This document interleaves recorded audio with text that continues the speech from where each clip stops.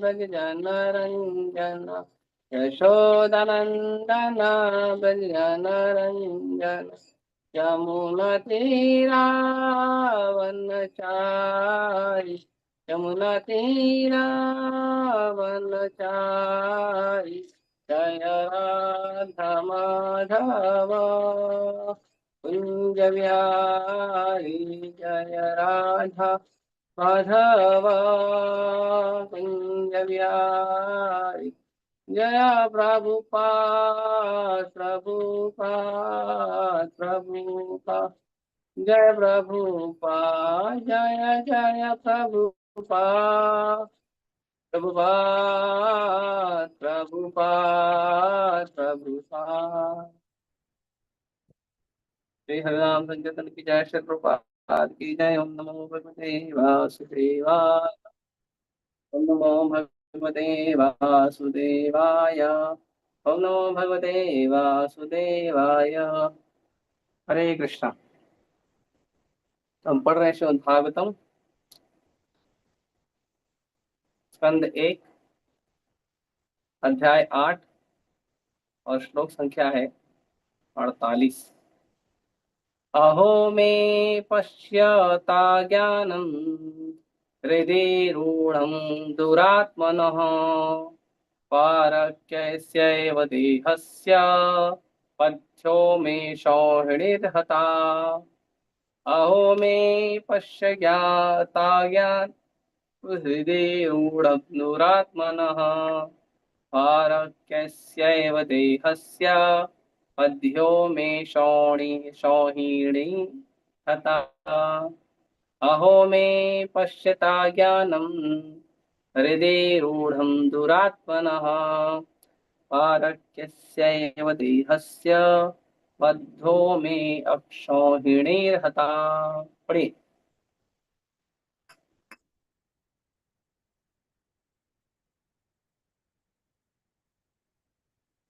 हरे कृष्णा। अहो मे पश्यता ज्ञानं हृदि मृडं दुरात्मनः पारक्यस्यैव देहस्य बध्यो मे अक्षणोर्निहता। हरे कृष्ण। और कोई?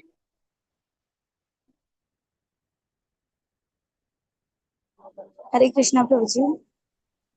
अहो मे पश्यता ज्ञानं हृदयरुद्धं दुरात्मना परक्ष्यस्यैव देहस्य भव्यो मेक्षुनर्हता। हरे कृष्ण। और कोई?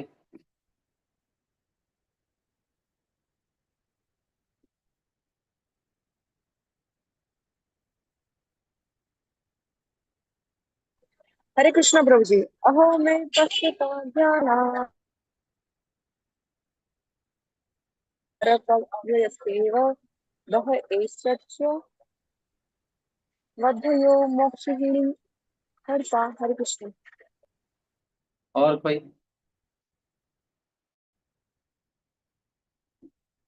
ओके। शब्दार्थ अनुवाद और तात्पर्य। कृष्ण कृपा मूर्ति अभय चढ़ानंद भक्ति वेदांत स्वामी श्री प्रभुपाद की जय। अहो हाय मैं मेरा पश्यत जरा देखो तो अज्ञानम अज्ञान हृदय में रूढ़म स्थित दुरात्मन पापी का पारक्यस्य अन्यों के लिए एव निश्चय ही देहस्य शरीर का बध्य अनेकानेक में मेरे द्वारा अक्षौहिणी सेनाएं फताह मारी गई। राजा युधिष्ठिर ने कहा, हाय मैं सबसे पापी मनुष्य हूँ। जरा मेरे हृदय को तो देखो जो अज्ञान से पूर्ण है। यह शरीर जो अंततः परोपकार के लिए होता है उसने अनेकानेक अक्षौहिणी सेनाओं का वध करा दिया।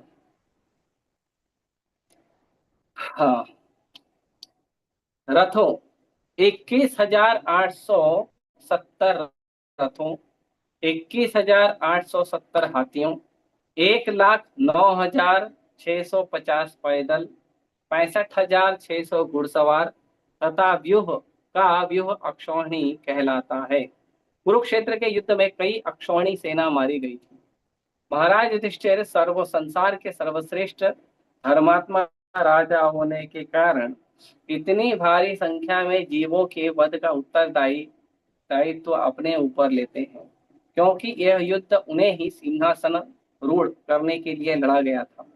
यह शरीर आखिर परोपकार के लिए होता है।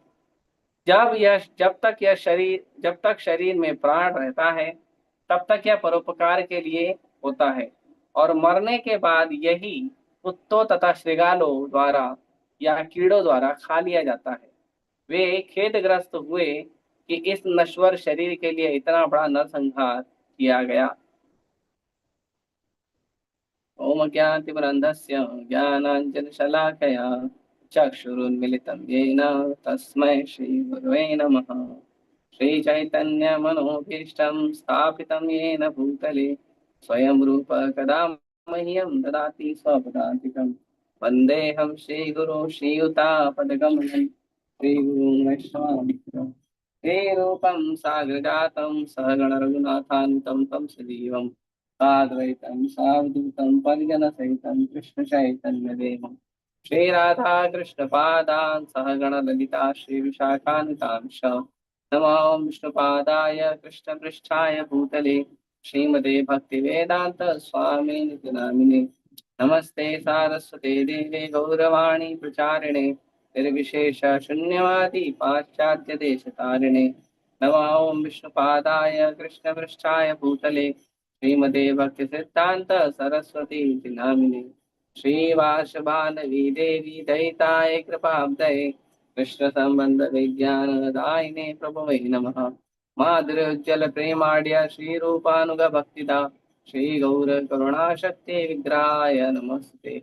नमस्ते गौरवाणी श्रीमूर्तये दीनतारिणे रूपानुग विरुद्धा सिद्धांत नमो गौरकिशोराय साक्षात् वैराग्यमूर्तये विप्रलम्बरसाम्बोधे पादाम्बुजाय ते नमः।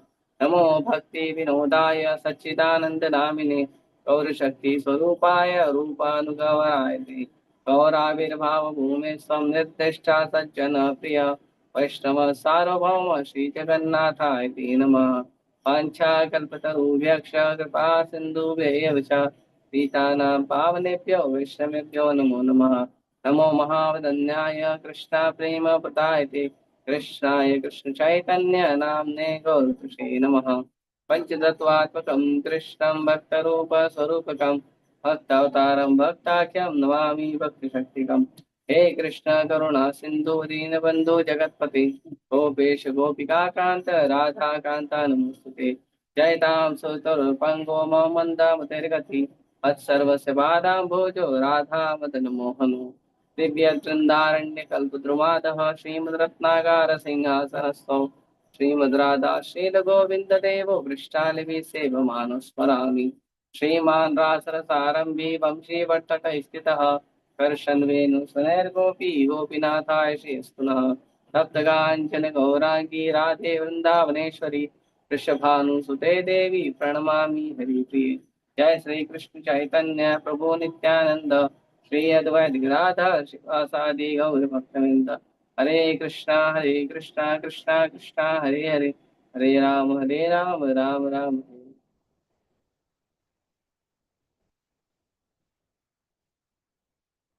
हरे कृष्ण। तो यहाँ पे युधिष्ठिर महाराज अब बोलना शुरू कर रहे हैं, और युधिष्ठिर महाराज कह रहे हैं कि देखिए मेरा अज्ञान। कौन सा अज्ञान?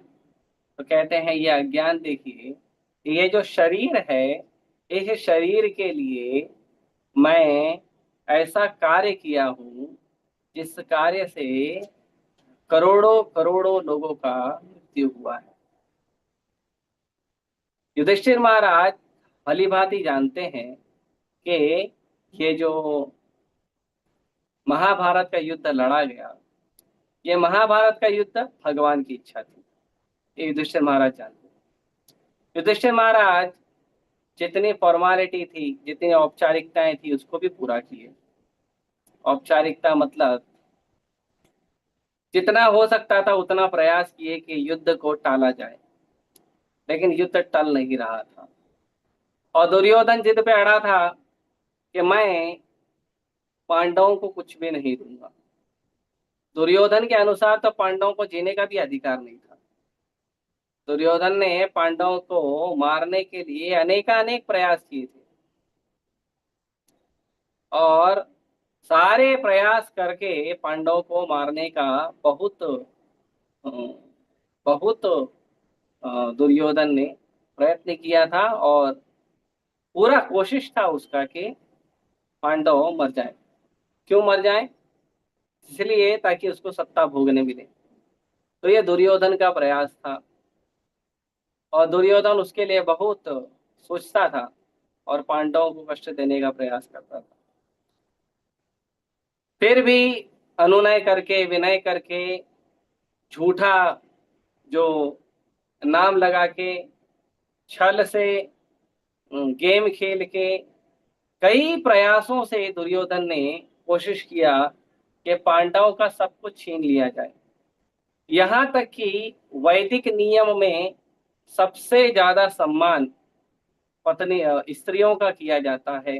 ब्राह्मणों का, स्त्रियों का, गायों का, छोटे बच्चों का, वृद्धों का बहुत सम्मान किया जाता है।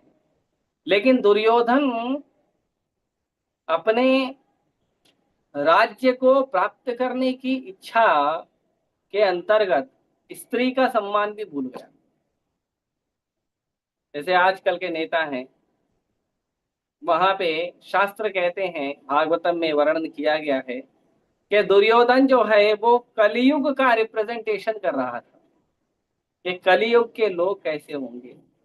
तो कलयुग के नेता कैसे होंगे, वो भी दुर्योधन ही रिप्रेजेंट कर रहा था कि कलयुग के लोग जो हैं, कलयुग के जो नेता हैं, वो दुर्योधन की तरह ही होंगे। दुर्योधन हर गलत काम में आगे रहता था, और नेता भी बनना था उसको। हर गलत काम करके नेता भी बनना है।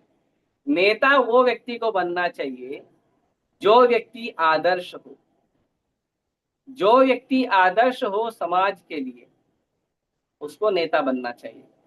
जो व्यक्ति का जीवन आदर्श हो, उसको नेता बनना चाहिए। जिस व्यक्ति का जीवन आचरण करके हमारा जो इस समय जिस लोक में हम अभी जी रहे हैं, और जो हमारा परलोक है जहाँ पे हम आने वाले समय में जाएंगे, दोनों सुखमय और आनंदमय होता है।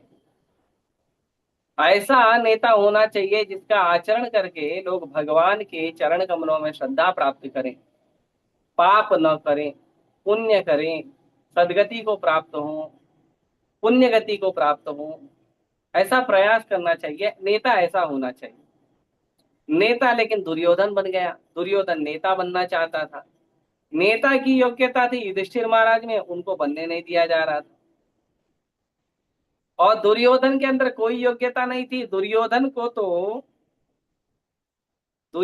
तो यहाँ तक के महात्मा विदुर ने दुर्योधन के बारे में कहा था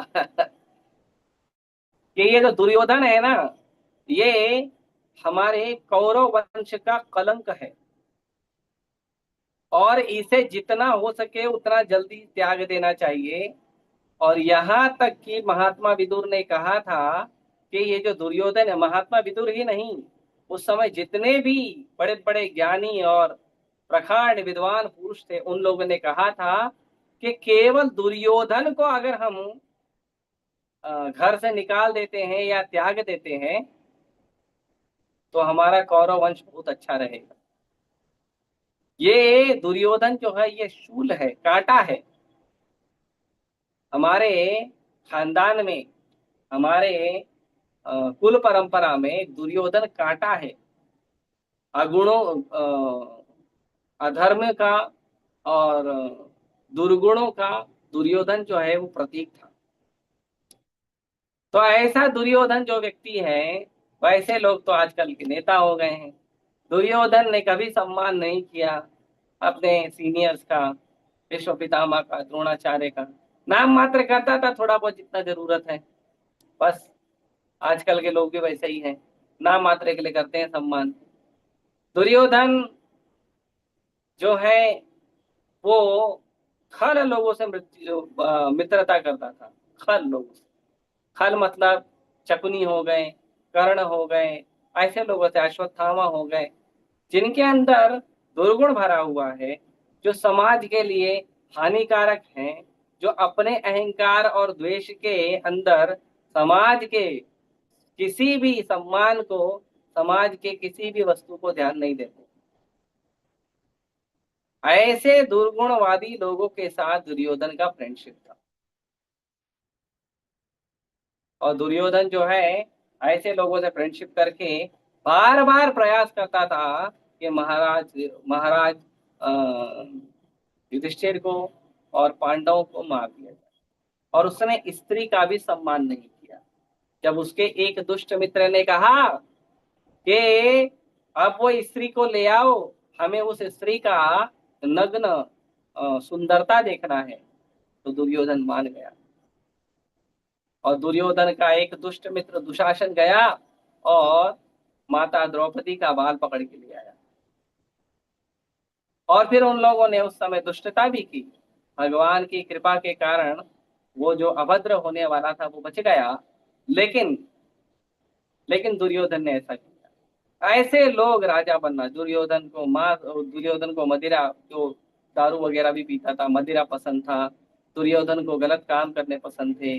दुर्योधन किसी का हित नहीं चाहता था, लेकिन वो चाहता था सब उसका हित देखें। दुर्योधन सब पे राज करना चाहता था। इतना सारा दुर्गुण है दुर्योधन में, लेकिन वो बनना चाहता है राजा।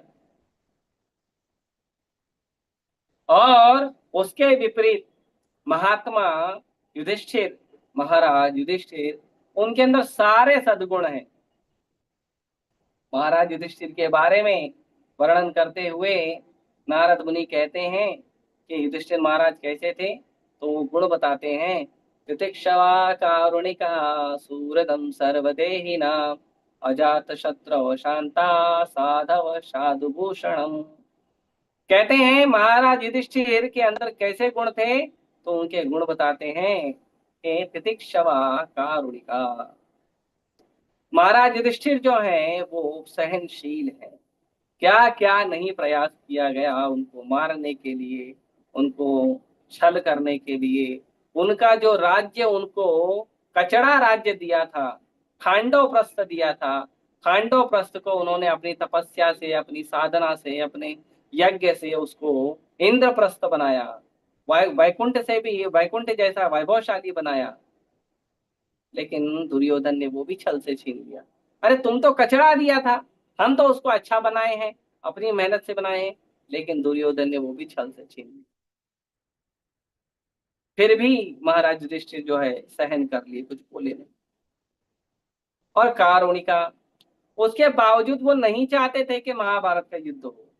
उसके बावजूद वो करुणा दिखा रहे थे, क्योंकि उनको पता है कि यदि युद्ध हुआ तो केवल दो लोग ही काफी थे युद्ध के लिए। और एक्चुअली पूरा महाभारत का युद्ध केवल दो लोगों के वजह से पूरा युद्ध जो है, भगवान की तो पूरी की पूरी कृपा है ही, लेकिन केवल दो लोग थे जिन्होंने पूरे महाभारत युद्ध को समाप्त कर दिया, अर्जुन और भीम। केवल दो लोग। बाकी लोगों ने तो चुन्नू मुन्नू छुटपुट लोगों को जो है उनका वध किया। अर्जुन ने बड़े बड़े महारथियों का वध किया, जिनको जो अजेय थे, जिनको कभी हराया नहीं गया था। भीष्म पितामह, द्रोणाचार्य, ऐसे कर्ण, ऐसे महान महान लोगों को अर्जुन ने जो है उनसे युद्ध किया। और कौरव के जो 100 भाई थे, दुर्योधन एंड ब्रदर्स, 100 ब्रदर्स, 100 के 100 भाइयों को अकेले भीम ने मारा था। तो महाभारत का जो युद्ध था वो असली में दो लोगों ने ही फिनिश कर दिया था, भगवान की कृपा से। तो महाराज युधिष्ठिर ये बात जानते थे कि अगर युद्ध होगा तो मेरे दो भाई ही काफी है, ज्यादा मेहनत करने की आवश्यकता नहीं है। क्योंकि जब 5 पांडव जब अज्ञातवास में थे, और अज्ञातवास में 5 पांडव जब महाराज विराट के घर में रुके थे, तो महाराज विराट के घर में जब आखिरी दिन समाप्त हुआ, और आखिरी दिन के एक दिन पहले दुर्योधन को पता चल गया था कि पांडव जो है वो कहाँ छुपे हैं? महाराज विराट के घर में। कैसे पता चला? तो पता चला जब कीचक का वध हो गया। कीचक जो है महाराज विराट का बेटा था, और कीचक जो है वहां पे माता द्रौपदी जो है वो एक सेविका का, दासी का काम कर रही थी, मेड सर्वेंट। वो वहां की जो महारानी है उनकी दासी का काम कर रही थी। और द्रौपदी जो है वो अत्यंत सुंदर। द्रौपदी जी एक जगह कहते हैं कि जो माता लक्ष्मी है, माता लक्ष्मी के अवतार जैसी जो द्रौपदी है, इतनी सुंदर और सर्वगुण संपन्न माता द्रौपदी अग्नि से प्रकट हुई। तो माता द्रौपदी जो है वो माता द्रौपदी के ऊपर गलत नजर डाल रहा था। माता द्रौपदी ने समझाया उसको, वो नहीं माना, जबरदस्ती करने की बात किया। तो फिर भीम और अर्जुन ने मिलकर उसका हरि बोल कर दिया। एक दिन माता द्रौपदी ने उसको बुलाया, बोले ठीक है आ जाओ। वो गया कीचक, कोई नहीं था, रात का समय था। और अर्जुन जो है वो मृदंग बजाने लगे जोर जोर से, और वहां पे भीम पहुंचे और उन्होंने कीचक का वध कर दिया। जब यह बात पहुंची कि कीचक का वध हो गया है, तो दुर्योधन एंड फ्रेंड्स ये चर्चा करने लगे कि कीचक को तो कोई नहीं मार सकता, तो कीचक को कौन मार सकता है? तो इसका लोग अनुमान लगा रहे थे। तो उन लोगों ने अनुमान लगाया कि कीचक को या तो भीष्म पितामह मार सकते हैं, या द्रोणाचार्य मार सकते हैं, या कर्ण के साथ युद्ध होगा तो कोई संभावना है कर्ण या दुर्योधन के साथ, या भगवान कृष्ण मार सकते हैं। भगवान कृष्ण तो भगवान है, किसको भी मार सकते हैं, तो मारने की भी जरूरत नहीं है, स्मरण कर लेंगे तो शरीर छोड़ना पड़ेगा बेचारे को। तो भगवान मार सकते हैं, या तो एक और आदमी है और वो है भीम। भीम मार सकते हैं। ये हुआ कि भीम ने मारा होगा। तो जितने 5 पांडव हैं वो विराट के घर में। तो फिर ये चलो पता करें, चलो विराट के घर पे जाएं, पूरी सेना लेके, द्रोणाचार्य और कृपाचार्य, अश्वत्थामा, कर्ण और भीष्म पितामह और दुर्योधन, 100 कौरव भाई, बहुत सारी सेना लेके पहुंच गए विराट के जो नगर है उसको घेर लिए।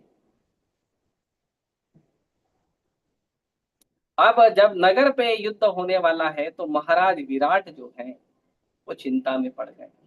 तो महाराज विराट के सहयोगी थे उस समय, उनके सलाहकार बने थे उस समय युधिष्ठिर महाराज। युधिष्ठिर महाराज जानते थे कि मेरे 5 भाई इधर है तो कोई क्या कर लेगा। हाँ? तो भी युधिष्ठिर महाराज बोले कोई बात नहीं, तो सब कुछ ठीक हो जाएगा। तो उन्होंने उस समय अ, अर्जुन जो है वो विराट के पुत्र को, अर्जुन उस समय बृहनला, बृहनला नाम का रूप लिए थे। बृहनला जो है वो एक किन्नर का रूप लिए थे, और वो उनको श्राप मिला था उर्वशी से। अर्जुन के बारे में बताते हैं कि अर्जुन इतने ज्यादा सेंस कंट्रोल थे, इतनी ज्यादा उनकी इंद्रिय संयम थी, कि जब इंद्र महाराज के पास गए थे अ, अर्जुन इंद्र का सहयोग करने, तो अर्जुन ने इंद्र को बहुत सहयोग किया था असुरों को मारने में। इंद्र की सेना जो है वो उसका पावर कम पड़ रहा था, तो अर्जुन गए थे, युद्ध लड़े, युद्ध लड़के जीत गए। तो उनके इंद्र जो है पिता है अर्जुन के। तो इंद्र ने कहा आप हमारे स्वर्ग में रहिए, कुछ दिन आनंद लीजिए। तो स्वर्ग में आई उर्वशी, और उर्वशी ने कहा कि मैं आपके सेवा में हाजिर हूँ, आप मेरी सेवा स्वीकार करिए।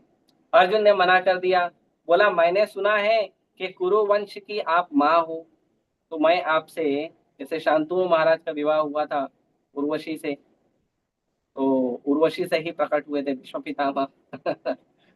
तो दुर्योधन, अर्जुन ने मना कर दिया। अर्जुन ने मना करने पर उर्वशी को अच्छा नहीं लगा। उर्वशी ने कहा भाई स्वर्ग में ये सब नियम नहीं चलता है, माँ बाप भाई बहन ये सब नहीं चलता स्वर्ग में।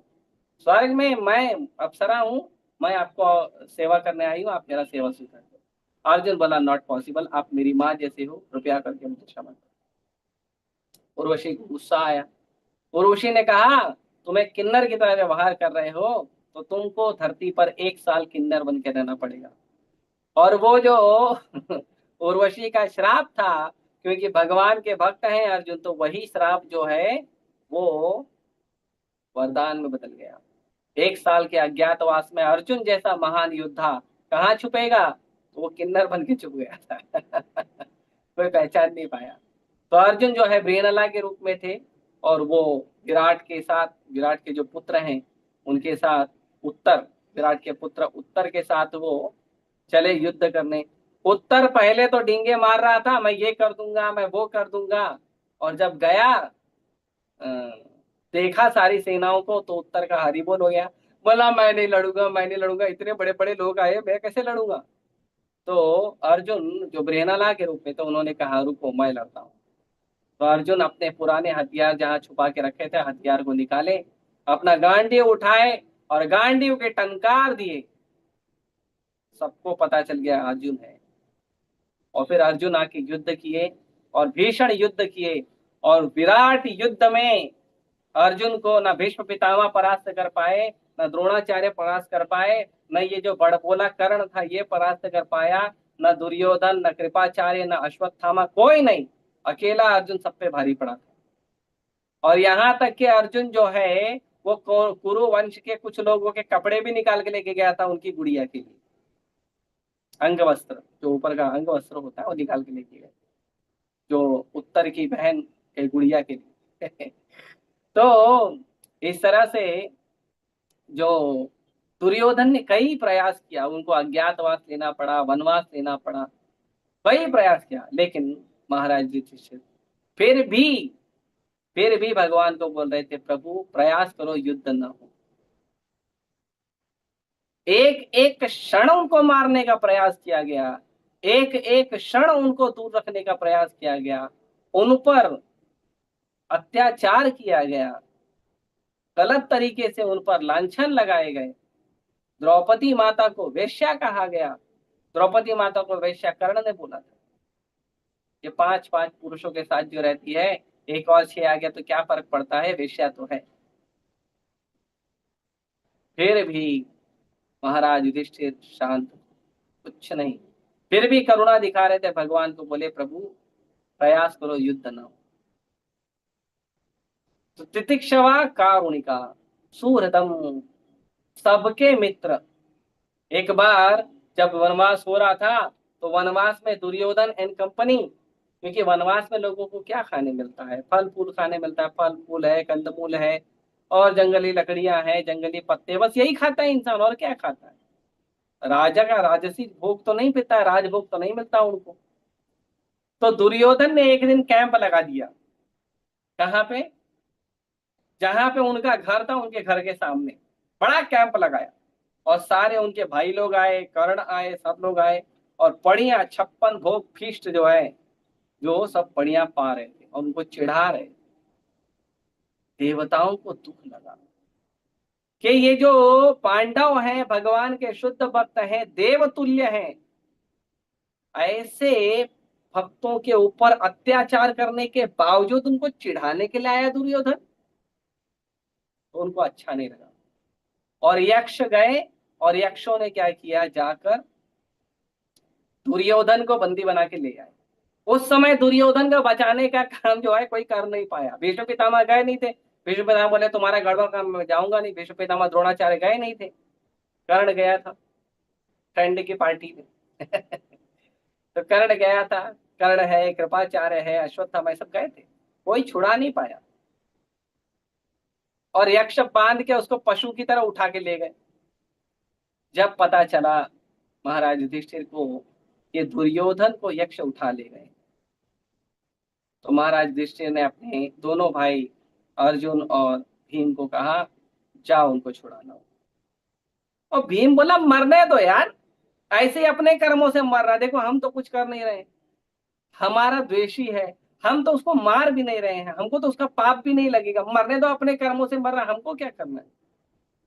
युधिष्ठिर सूरदम सर्वदेही नाम, युधिष्ठिर महाराज जो हैं वो सबके हृदय वाले मित्र होने का उन्होंने वहां पे प्रमाण दिया।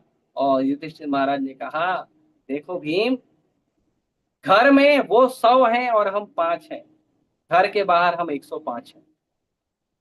ये सीख हमें मिलती है कि हमें घर के अंदर कितना भी झगड़ा हो, लड़ाई हो, हमारे भक्तों के ग्रुप में कितना भी कष्ट हो, संघर्ष हो, लड़ाई हो, मिलकर रहना चाहिए। अगर आपस में कुछ लड़ाई हो भी रही है तो भी बाहर वालों को पता नहीं चलना चाहिए कि भक्त लोग आपस में लड़ाई कर रहे हैं। बाहर वालों को उसका फायदा नहीं देना चाहिए। तो युधिष्ठिर महाराज ने कहा, जाओ छुड़ा लाओ। और जैसे ही वहां पे अर्जुन और भीम पहुंचे, यक्षों ने उनको प्रणाम किया, उनको पूछा क्या आदर सत्कार करें आप। उन्होंने कहा, कुछ नहीं, हम अपने भाई को लेने आए। यक्षों ने तुरंत छोड़ दिया। और दुर्योधन इतना प्रभावित हुआ, वहीं पे उसने अर्जुन को वरदान दे दिया कि अर्जुन, तुम मुझसे जो मांगोगे मैं तुमको दे दूंगा, तुमको अभी चाहिए तो अभी मैं तुमको हस्तिनापुर का राज दे देता हूं, तुमने हमारा प्राण बचाया।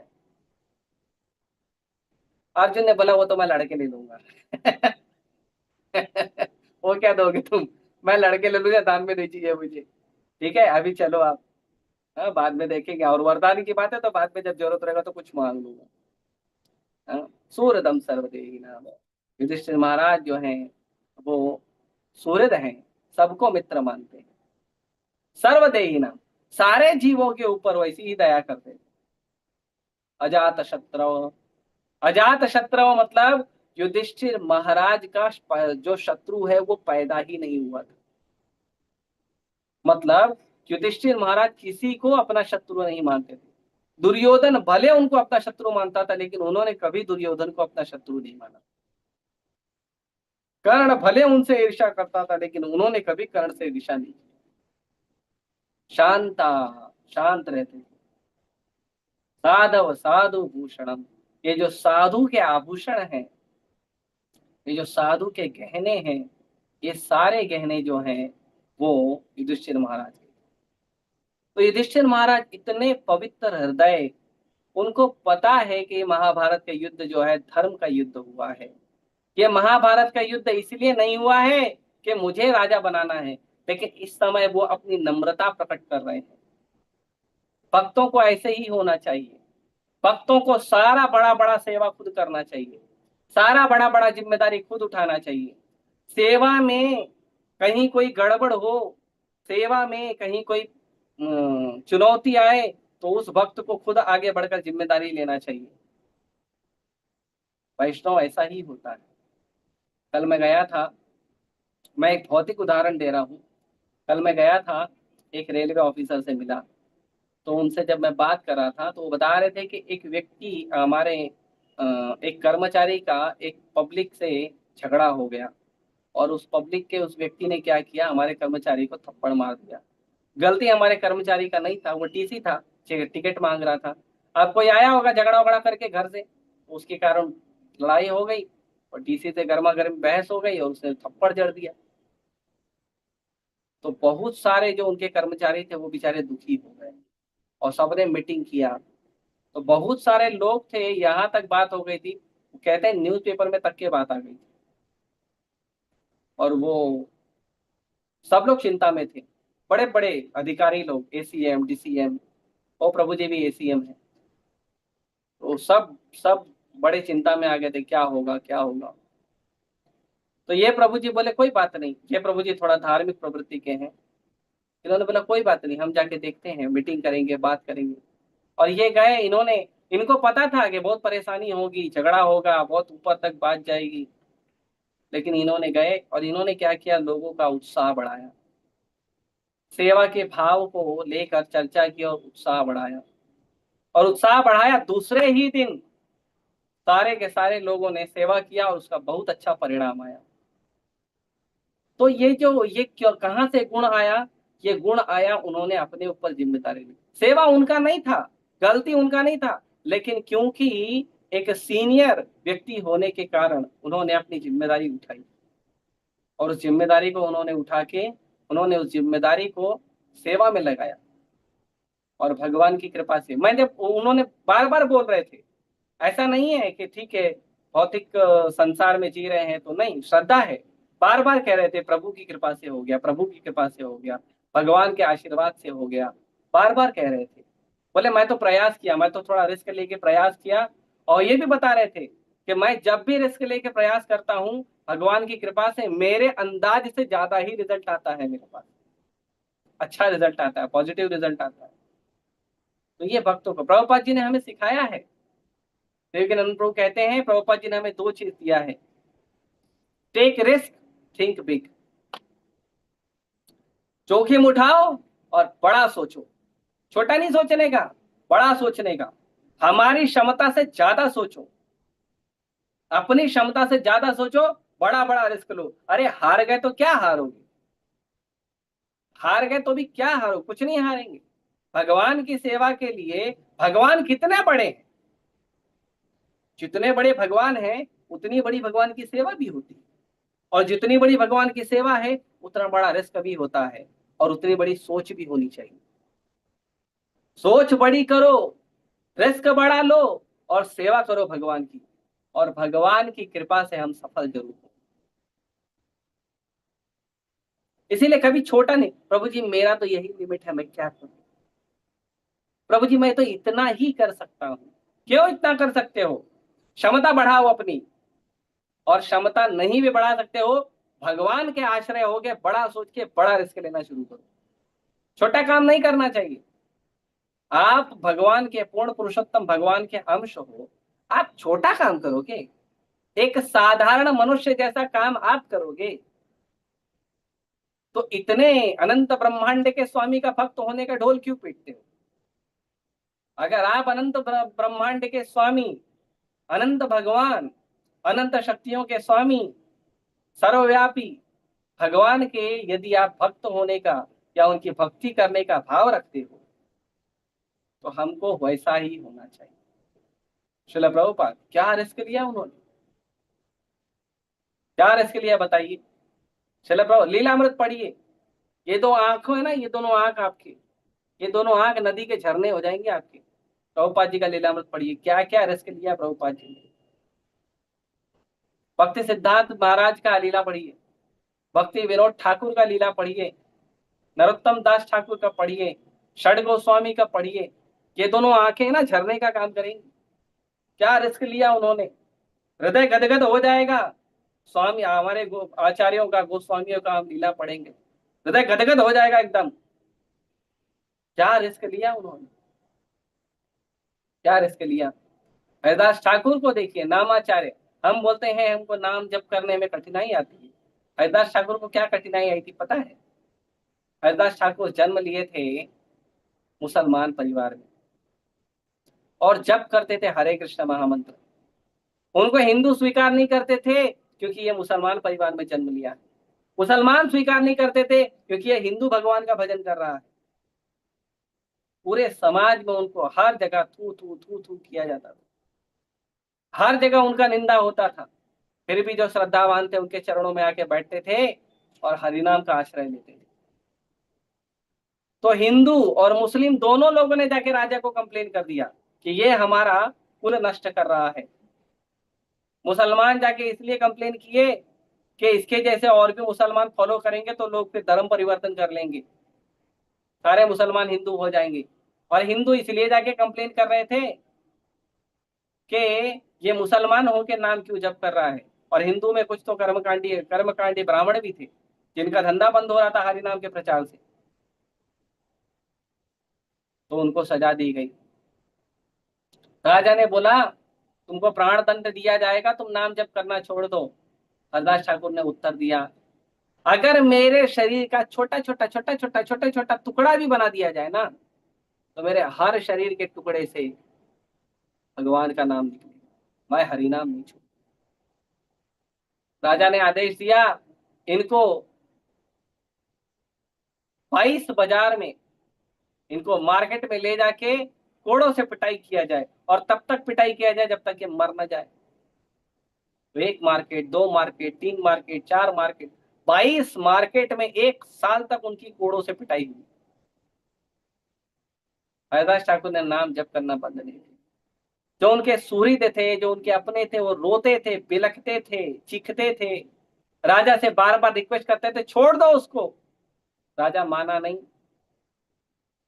और जो उनको कोड़े मारने वाले जो जल्लाद थे, उन लोगों के हाथ में छाले पड़ जाते थे, और हरिदास ठाकुर को कोड़े का एक निशान भी नहीं आता था शरीर में। फाइनली जो जल्लाद है उनको हरिदास ठाकुर के चरणों में गिरना पड़ा।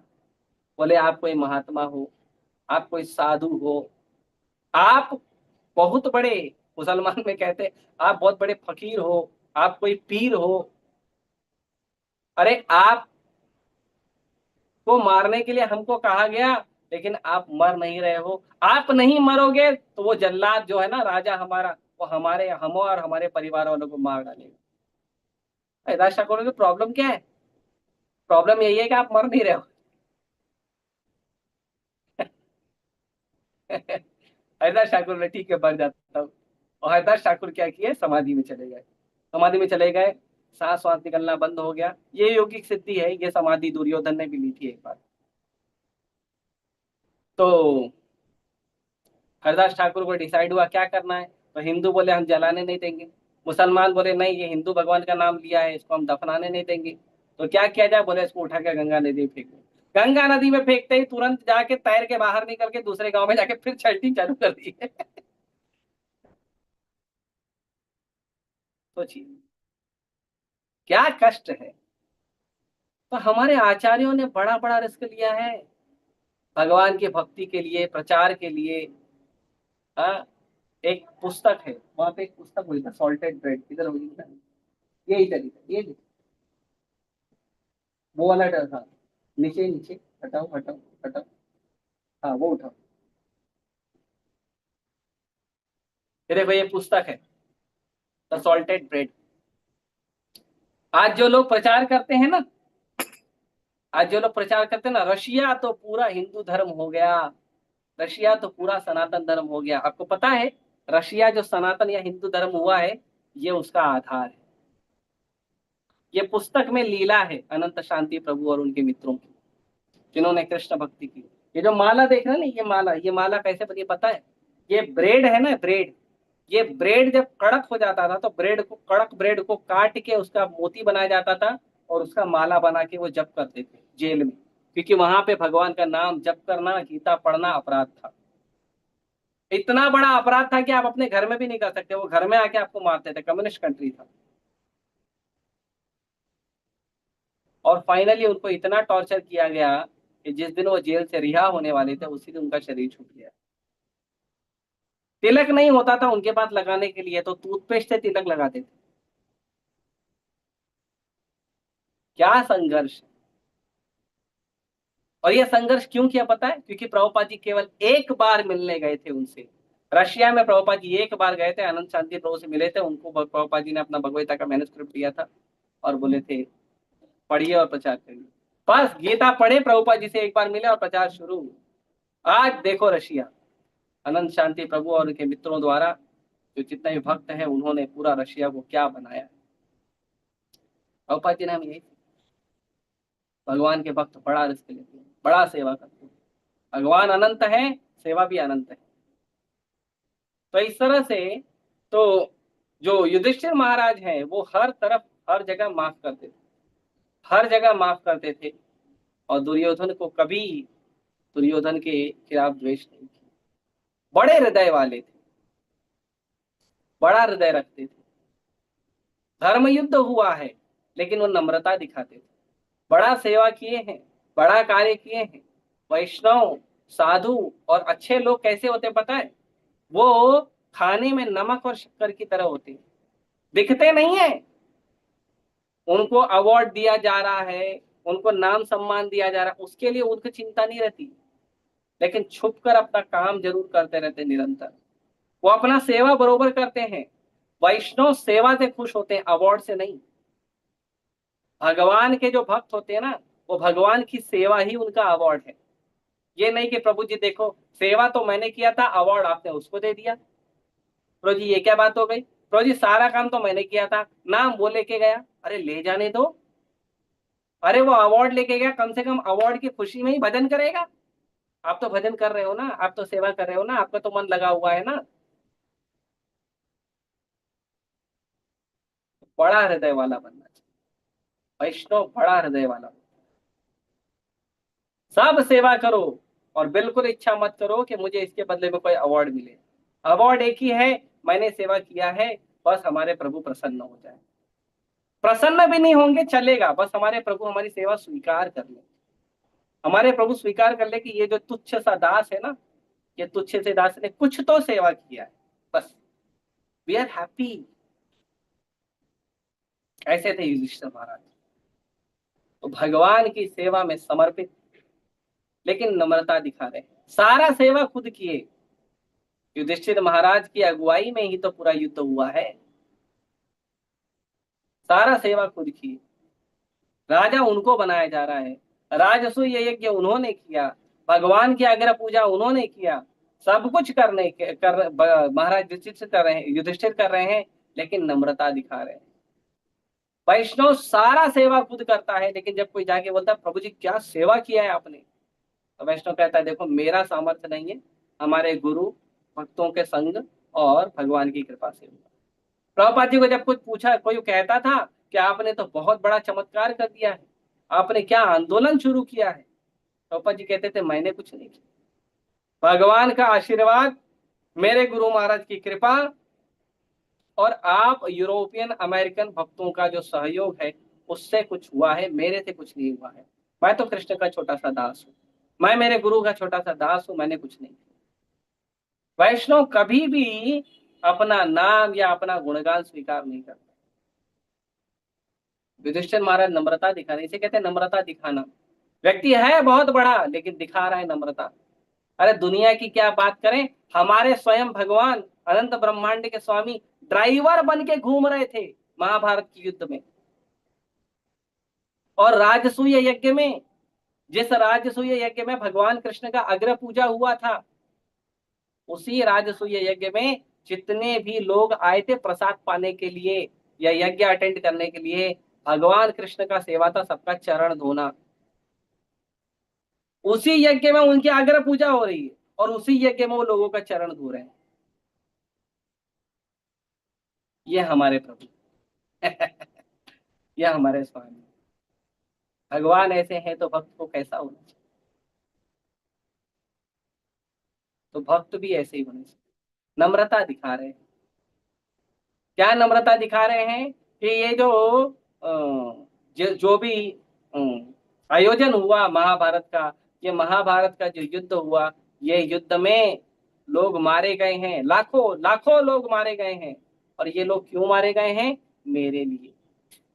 और मैंने ये सब क्यों किया? ये शरीर के लिए। और ये शरीर की क्या गति है? नश्वर शरीर है, नश्वर शरीर है। भागवतम में बताया गया है ये शरीर की क्या गति है, तो ये शरीर की 3 गति बताई गई है। एक, या तो ये शरीर राख बन जाएगा। दूसरा, या तो ये शरीर जो है कीड़े मकोड़े द्वारा भक्षण किया जाएगा, मतलब जिन्हें दफना देते हैं तो बाद में शरीर के अंदर कीड़े पैदा होते हैं और कीड़े शरीर को खा जाते हैं। तो या तो अग्नि में दिया जाएगा और उसे राख बना दिया जाएगा, या तो ये शरीर को कीड़े मकोड़े खाएंगे, या तो कुछ धर्म में शरीर को जब मर जाता है आदमी तो उसको शरीर को ऐसे फेंक दिया जाता है, उसको कुत्ते चील ये सब खा लेते हैं, सियार। तो ये शरीर का यही गति है। और फिर कुत्ते चील सियार खाएंगे तो क्या होगा? खाने के बाद विष्ठा निकलता है, मल निकलता है। तो ये हमारा शरीर जो है कुत्तों का, सियार का और चील का मल बन जाएगा। युधिष्ठिर महाराज कहते हैं ये नश्वर बेकार शरीर, इतना घटिया इसका गति है, और इतने घटिया गति वाले ऐसे शरीर के लिए मैंने इतने सारे लोगों को मरवा दिया, इन सब का पापी मैं हूं। बड़प्पन दिखा रहे हैं, नम्रता दिखा रहे हैं युधिष्ठिर महाराज स्वीकार। और ऐसे नहीं केवल बाहर बाहर से दिखा रहे हैं, नहीं, हृदय से स्वीकार कर रहे हैं कि मैं तो इतना बड़ा नहीं हूं। क्यों? इसलिए कि ये सब किया गया। भगवान का जो भक्त होता है वो अपने को दास दास दास दास दासानुदास स्वीकार करता है। जगन्नाथपुरी में चैतन्य महाप्रभु जब लीला कर रहे थे उस समय पुरी के जो राजा हैं महाराज प्रताप रुद्र, वो भगवान से मिलना चाहते थे। भगवान के पास न्यूज पहुंची, भगवान के बड़े भक्त थे, वो मिलना चाहते थे। भगवान ने रिजेक्ट कर दिया कि नहीं, राजा विषयी होता है और मैं विषयी लोग से नहीं मिलता। आप सोचिए, राजा चाहते तो जबरदस्ती कर सकते थे, ऑब्वियसली भगवान से क्या जबरदस्ती करेगा कोई। लेकिन फिर भी भौतिक अगर रूप से देखा जाए तो एक साधु सन्यासी राजा को कैसे रिजेक्ट कर सकता है? भगवान ने रिजेक्ट किया और राजा रिक्वेस्ट कर रहा है। और राजा बार बार, राजा भगवान से रिक्वेस्ट नहीं कर रहे हैं, राजा भगवान के असिस्टेंट से, भगवान के पार्षदों से रिक्वेस्ट कर रहे हैं कि प्लीज मेरा मीटिंग करा दो, एक बार गौरंग महाप्रभु का दर्शन करना, एक बार भगवान को बस मिलना है, प्लीज एक मीटिंग करा दो। और चैतन्य महाप्रभु इतने क्रोधित होके बोले कि अगर आप लोग मुझे ज्यादा फोर्स करोगे ना तो मैं जगन्नाथपुरी छोड़कर चला जाऊंगा, तो आप फोर्स नहीं करना मेरे। तब शांत हूं। महाराज प्रताप रुद्र को बाद में भगवान के एक भक्त ने बताया कि आप एक काम करिए, आप जो है वो भगवान को प्रसन्न करने के लिए जो जगन्नाथ भगवान है उनके सामने झाड़ू लगाइए। जगन्नाथपुरी का, जगन्नाथ रथ यात्रा का ये नियम है कि जगन्नाथ जी जब निकलते हैं तो वहां का राजा जो है जगन्नाथ जी के रथ के सामने झाड़ू लगाता है। अब राजा तो झाड़ू लगाते नहीं है, लेकिन महाराज प्रताप रुद्र ने झाड़ू लगाने का सेवा, और वो झाड़ू लगा रहे थे। जब महाराज प्रताप रुद्र को भगवान ने झाड़ू लगाते देखा, भगवान बहुत प्रसन्न हुए, भगवान को आनंद आया।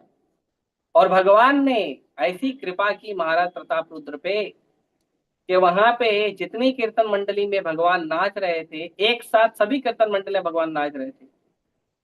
और वो जो दृश्य है वो भगवान के कुछ निकटतम पार्षद देख पाए और महाराज प्रताप रुद्र देख पाए। प्रताप रुद्र देख रहे थे और वहां पे भगवान के एक भक्त जो हैं वो नृत्य कर रहे थे, नाच रहे थे। तो वो नाच रहे थे और महाराज प्रताप रुद्र पीछे खड़े थे, तो देख नहीं पा रहे थे। तो महाराज का जो सेवक है वो बार बार भगवान के भक्त को टैप कर रहा था। जो भक्त नाच रहा था भगवान को देखने, कह रहे मेरे राजा को देखने नहीं मिला, राजा को देखने। तो भगवान के भक्त ने क्या किया, 2 बार 3 बार 4 बार हो गया, घूमे और एक थप्पड़ लगा दिया, और थप्पड़ लगा फिर नाचने लग गए। महाराज प्रताप रुद्र ने बोला कोई बात नहीं, वो भगवान के भक्ति के आनंद में है, छोड़ दो बात। क्या नम्रता है। इसके बाद सभी भक्तों ने बोला, जब रथ यात्रा समाप्त हो गई तो भगवान वहां पे एक गार्डन में, एक बगीचे में भगवान विश्राम कर रहे थे। अब साधु सन्यासी का तो यही जीवन है। हाँ, तो कोई बगीचा है या कोई जगह है, कोई कहीं मिल जाए थोड़ा वहीं रुक जाते हैं। तो महाप्रभु वहां बगीचे में विश्राम कर रहे थे। तो भगवान के भक्तों ने कहा आप सारा राजसी वेश निकाल दो, एक साधु का कपड़ा पहन लो, एक साधु की तरह एक गमछा लपेट लो, जो क्या कहते हैं, लुंगी जैसा होता है, लुंगी जैसा उसको लपेट लो या धोती पहन लो, और एक ऊपर जो है उतरी पहन लो, और बस पहन के जाओ। राजा ने सब उतार दिया, सब उतार के गए, धोती और उतरी में गए महाप्रभु से मिलने। और महाप्रभु के पास बैठकर राजा जो है वो भागवतम के श्लोकों का उच्चारण कर रहे। महाप्रभु वैसे ही आनंद में थे जगन्नाथ जी की लीला से। महाप्रभु इतने आनंद में भर गए भागवतम के श्लोक सुन के, उन्होंने आलिंगन कर लिया महाराज प्रताप। सक्सेस। ये नम्रता है, भगवान की सेवा और भगवान की सेवा में नम्रता, यही भक्ति में आगे बढ़ने का सीढ़ी है। अपने अहंकार को और अपने इन सब चीजों को लेकर हम कभी आगे नहीं बढ़ सकते। तो इसीलिए हमें इन चीजों का ध्यान रखना। तो महाराज ऋषि यहाँ अपनी नम्रता प्रकट कर रहे हैं, हृदय से स्वीकार कर रहे हैं इस बात को और नम्रता प्रकट कर रहे हैं। और अभी देखते हैं आगे युधिष्ठिर महाराज और भी आगे कुछ बोले। ठीक है, मैं यही रोकता हूँ, किसी का कोई प्रश्न है तो पूछ सकते। हरे कृष्ण। हरे कृष्णा प्रभु जी। प्रभु जी, एक लेक्चर में देवकीनंदन प्रभु बोल रहे थे, कृष्ण का दास सदा बिंदास और माया का दास सदा उदास, इसके मतलब क्या हो? अरे आप तो बिंदास हो ना, आप क्यों टेंशन ले रहे हैं? आप तो इतने बड़े भक्त हो, हमेशा बिंदास रहते हो, क्यों चिंता कर रहे हो? हाँ। तो देखिए, कृष्ण का जो भक्त होता है, जैसे प्रहलाद महाराज, चालू ठीक है, इसको बंद करो भाई, जूम चालू। तो जो प्रहलाद महाराज हैं, प्रहलाद महाराज हमेशा भगवान की भक्ति में, सेवा में लीन रहते। उनको पता है कि मेरा जो पिताजी है वो पूरे ब्रह्मांड का राजा है, पृथ्वी का राजा नहीं, भारत का राजा नहीं, पूरे ब्रह्मांड का राजा है, जिसकी सेवा जो है वो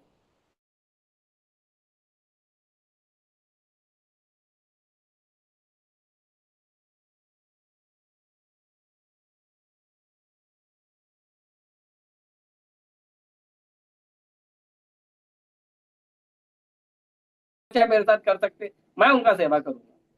तो भगवान का भक्त जो है हमेशा इस भाव में बिंदास रहता है। लेकिन प्रभुपाद जी कहते हैं कि जो व्यक्ति ये सोचता है कि सब कुछ मैं कर रहा हूं, मेरे लिए कर रहा हूं, मेरे कर्म से हमें फल मिल रहा है, वो व्यक्ति हमेशा उदास रहता है। क्यों? क्योंकि उसको हमेशा टेंशन रहता है कि मैं कर रहा हूं। वो भगवान की अध्यक्षता को स्वीकार नहीं करता है, और संसार के जितने भी अवरोध आते हैं, जितनी परेशानी आती है, हर परेशानी के लिए वो हमेशा टेंशन लेते रहता है। हर परेशानी के लिए हमेशा टेंशन लेते रहते और टेंशन लेकर रहता है। तो इसीलिए कहते हैं कृष्ण भक्त बिंदास, क्योंकि कृष्ण भक्त भगवान के आश्रय में है। और माया भक्त उदास, मतलब भगवान की अध्यक्षता को, उनकी कृपा को नहीं स्वीकार करने के कारण हर चीज का टेंशन उसको लेना पड़ता है। इसके लिए माया भक्त उदास। ठीक है, और कोई भक्त का कोई प्रश्न है?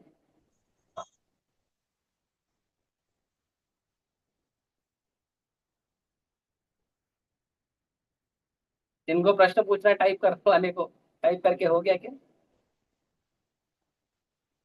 हरे कृष्णा हरे कृष्णा कृष्ण कृष्ण हरे हरे।